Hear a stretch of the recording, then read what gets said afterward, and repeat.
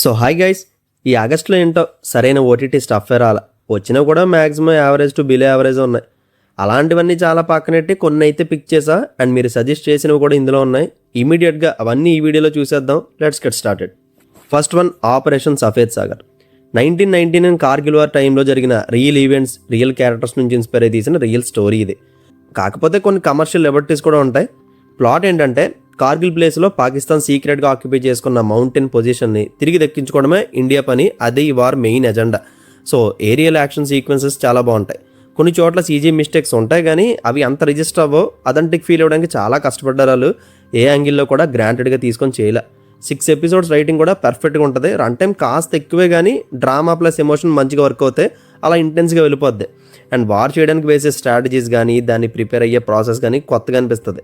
And అయితే ఆ calculations, military language మనకు అర్థం కావు కాబట్టి ఎమోషన్ మాత్రం బాగా ల్యాండ్ అవుతుంది. ఎనిమీ సైడ్ పర్స్పెక్టివ్, అదే పాకిస్తాన్ పీఓవి చూపిస్తారు. అవి చూపించినప్పుడల్లా రక్తం మరిగిపోయేది.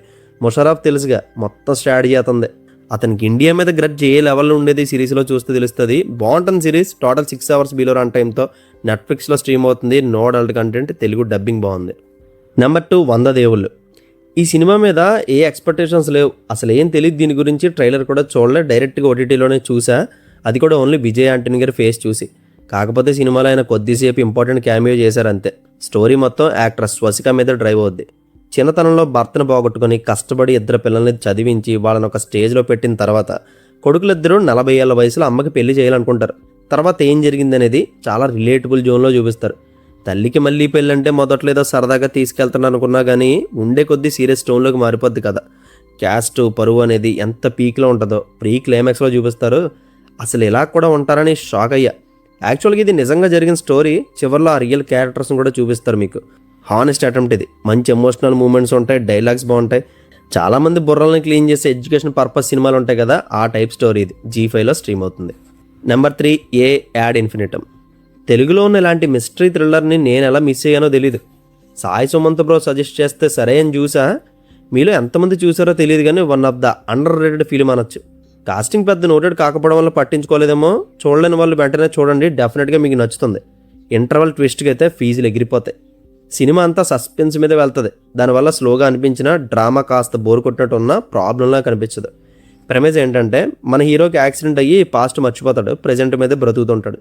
బట్ కొన్ని విజువల్స్ చూసినప్పుడు తన పాస్ట్ స్ట్రైక్ అవుతూ ఒక రకమైన ఫేజ్లోకి వెళ్ళిపోతుంటాడు.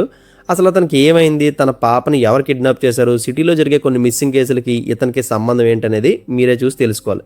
స్క్రీన్ ప్లే సూపర్గా వర్క్ అవుద్ది. నెక్స్ట్ ఏం జరుగుతుందనే క్యూరియాసిటీ సినిమా అంతా మెయింటైన్ చేశారు. ఫ్యామిలీ డ్రామా బోర్ కొట్టించవచ్చు, అండ్ కొన్ని పార్ట్స్ స్ట్రెచ్ చేశారు. ఇవే మూవీలో నాకు అనిపించే నెగిటివ్స్. నో అడల్ట్ కంటెంట్ యూట్యూబ్లో ఫ్రీగా స్ట్రీమ్ అవుతుంది, మిస్ అవుతుంది. నెంబర్ 4, ఆజాదీ 501. ఈ సిరీస్ చూడని కొంతమంది సజెస్ట్ చేశారు. అసలు ఇది రిలీజ్ అయిన విషయం తెలియదు, ఎక్కడ ట్రెండ్ అవ్వలేదు. బట్ మన వాళ్ళు అడిగారని మొత్తానికి సిరీస్ కంప్లీట్ చేశా. ఫ్రీడమ్ 251 అని 10 years బ్యాక్ 251 రూపాయలకి ఫోన్ అని చెప్పి ఒక న్యూస్ వచ్చింది కదా. చాలామంది బుక్ చేసుకున్నారు. నేను కూడా బుక్ చేద్దాం అనుకున్నా, కానీ బుక్ అవ్వలా. మా ఇంటి పక్కలో బుక్ చేశారు, కానీ ఫోన్ రాలా. ఆ రియల్ స్కామ్ను బేస్ చేసుకుని సిరీస్ తీశారు. 20,000 జీతంతో పోరాడలేక ఒక ఇన్సిడెంట్ వల్ల ఈ ఫోన్ స్కామ్ అనే ఐడియా జనరేట్ అయ్యి దాన్ని ప్రాపర్గా ఎగ్జిక్యూట్ చేసే ప్రతి లేయర్ టు లేయర్ బాగుంటుంది. బట్ కాస్త ఇష్టంగా కాస్త కష్టంగా వెళ్తుంటుంది. ఓవరాల్ ఒకసారి అయితే హ్యాపీగా చూసేయచ్చు, పెద్దేం బాధ పెట్టలేదు. కాకపోతే చిన్న కాస్టింగ్, లో ప్రొడక్షన్ వాల్యూస్, స్క్రీన్ ప్లే కూడా డిప్ అవుతూ రావడం మేజర్ ఎఫెక్ట్ అయిందని చెప్పాలి. ఇవన్నీ కొంచెం సరిగ్గా డీల్ చేసి ఉంటే బెటర్ ఎక్స్పీరియన్స్ ఉందును. అసలు ఇవన్నీ కాదు, దీన్ని సిరీస్లా కన్నా సినిమాలో చేస్తుంటే ఇంకా బాగుండేది. చూడండి, సిరీస్ ఈజీలీ వాచబుల్, ఆహాలో స్ట్రీమ్ అవుతుంది. Number 5, T-34. మనోజ్ బ్రో ఈ మూవీ సజెస్ట్ చేశారు. ఇది ఒక war based survival thriller. World War II టైంలో జర్మన్స్ రష్యన్ కమాండర్ను పట్టుకుంటారు. 3 years తర్వాత ఆ కమాండర్ జర్మన్ క్యాంప్ నుంచి ఎలా తప్పించుకుంటాడు అనేది ఈ మూవీ ప్లాట్. చాలా సింపుల్గా ఉంటుంది స్టోరీ లైన్, బట్ ప్రొసీడింగ్స్ ఇంటెన్స్గా వెళ్తాయి. నెక్స్ట్ ఏం జరిగిపోతుందనే చూస్తుంటాం మనం. జర్మన్ క్యాంప్ నుంచి తప్పించుకోవడం అంటే గోడలు దూకి అందరినీ చంపుకుంటూ వెళ్ళిపోవడం ఈ రకంగా ఉండదు. మూవీలో మ్యాక్సిమం ఫైట్స్ అన్ని ప్యాన్జర్ అటాక్స్తోనే డిజైన్ చేశారు.